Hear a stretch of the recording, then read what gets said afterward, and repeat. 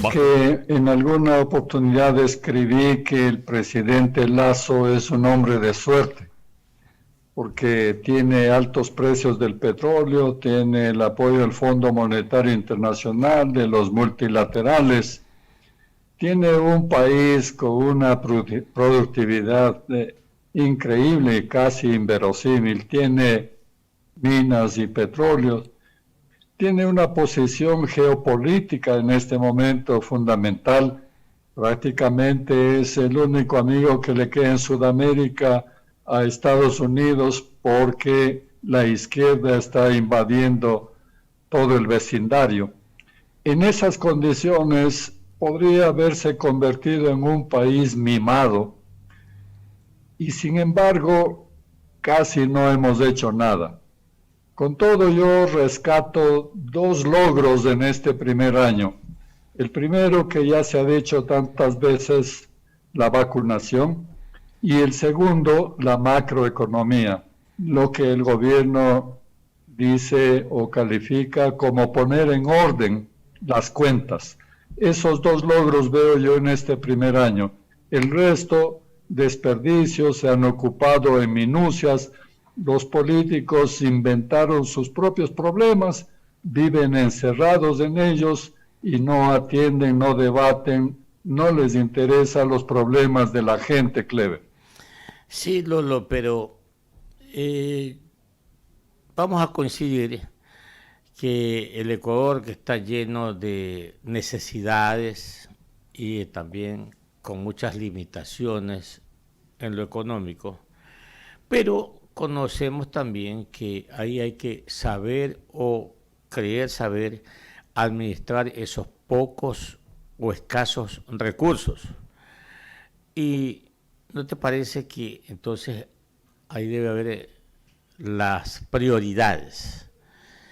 Y por ejemplo, el presidente ofreció construir 200 soluciones habitacionales en el sector 200.000 unidades de viviendas en el sector rural.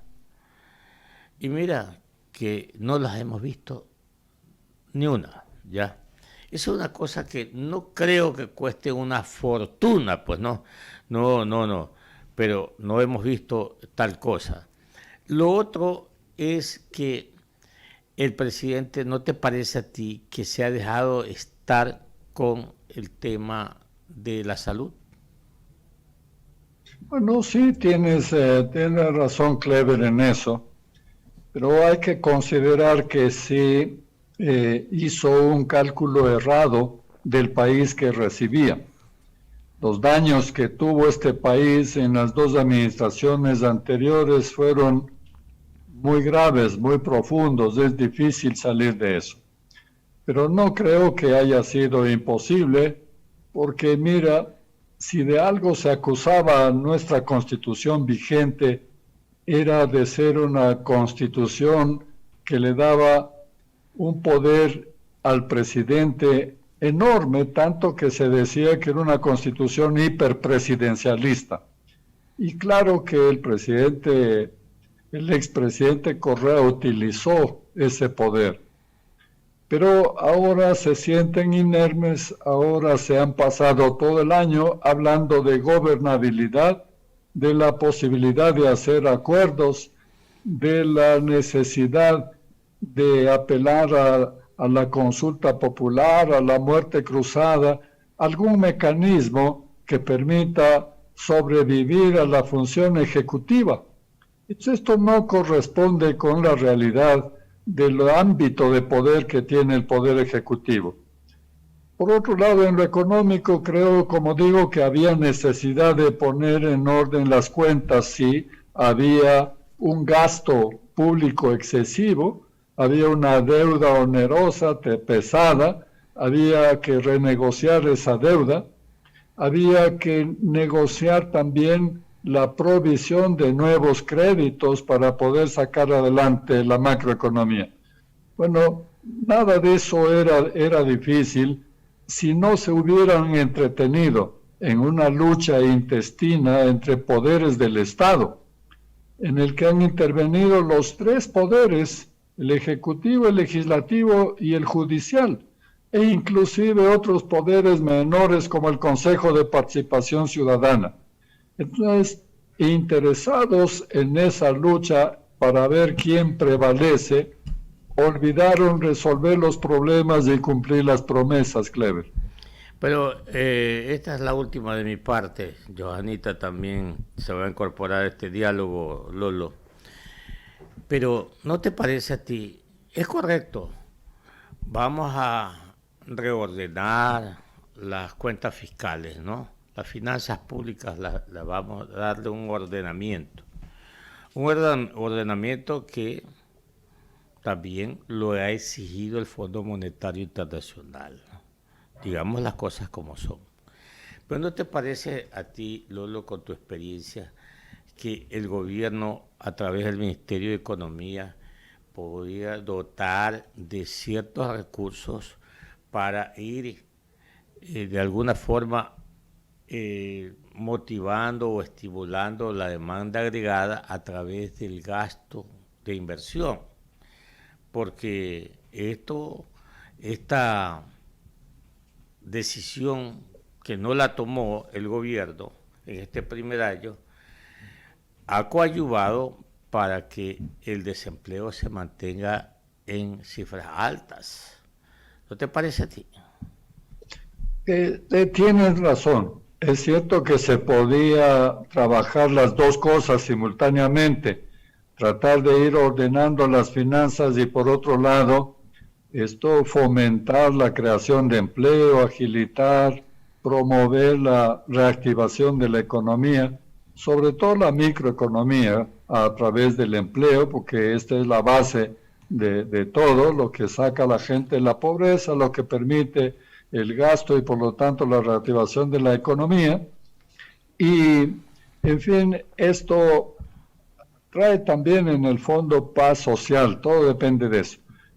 Pero también, Clever, hay que ser justos y ver que era un país que estaba mal acostumbrado, que estaba procediendo mal, es decir, creyendo que el dinero sale de algún lado y se puede gastar sin límites. Es un Estado gastador, no es un Estado administrador. Y lo que tuvimos fue la incapacidad de hacer inversión, Clever. Mira, en algunos casos el Ministerio de Economía puede tener los recursos, pero evidentemente para entregar recursos tiene que tener un plan de en qué van a gastar sus recursos. Si no le presentan ese plan, no puede entregar el dinero. Entonces, hemos visto en muchas instituciones que eran incapaces de cumplir el presupuesto. Entonces, parte del reordenamiento económico es esa exigencia de planes y de capacidad para invertir los dineros disponibles. Las 7 de la mañana, 24 minutos en Ecuador continental, dialogando con el licenciado Lolo Echeverría, analista político aquí en Caché Noticias, modular 92.7 en Esmeraldas, Vito TVO, canal 15 en TV Cable y en todas las plataformas tecnológicas. Mi compañera, la magíster Joana Ramos, también se incorpora a este diálogo con Lolo Echeverría. Usted, Johanita. Gracias, economista. Licenciado, muchísimas gracias por estar aquí en Caché Noticias y Opinión. Días atrás... Un gusto saludarle, Joana. El gusto es nuestro, licenciado. Bueno, días atrás usted escribió un artículo titulado Calenturas y escalofríos. Ahí mencionó que la economía funciona, la política está cansada y la sociedad luce asustada. El gobierno renunció a cambiar el país a cambio de sobrevivir. Sin duda, esto es lo que ha demostrado. Mire, todo el año se han pasado tratando de resolver un problema que los políticos califican de gobernabilidad. ¿Cómo puede gastarse un año intentando gobernabilidad cuando han sido elegidos gobernantes, cuando tenían planes de gobierno, cuando tenían incluso acuerdos desde antes de la elección. Después resulta que no se ponen de acuerdo en el reparto de poder, en la distribución del poder, y nos han tenido un año a la espera. Créame, Joana, que si no ha habido violencia social es porque la sociedad está asustada. No solamente como rezago de la pandemia, que le asustó a todo el mundo, sino también por el desempleo, por la inseguridad económica, por la poca previsión o confianza en el futuro.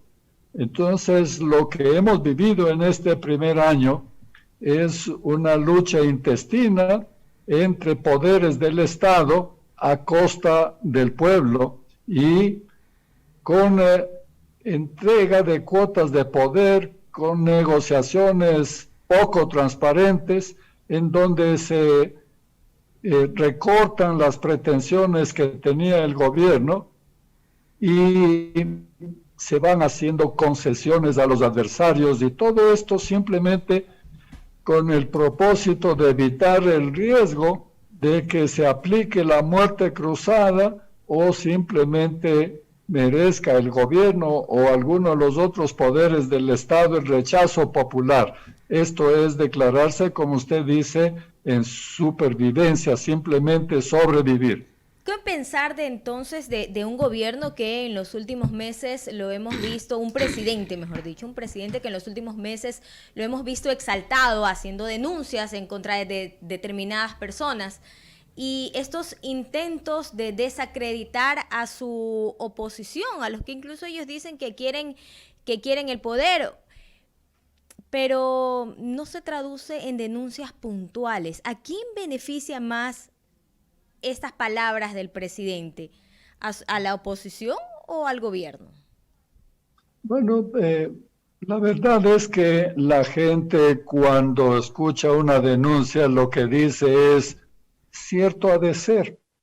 ¿Por qué? Porque tiene desconfianza en la política y los políticos. Y por otro lado, tampoco cree en las denuncias. Por eso hay un término con el que se ha calificado ese tipo de denuncias sin fundamento, sin formalidad, y se les califica de denunciólogos. El presidente también se ha convertido en un denunciólogo.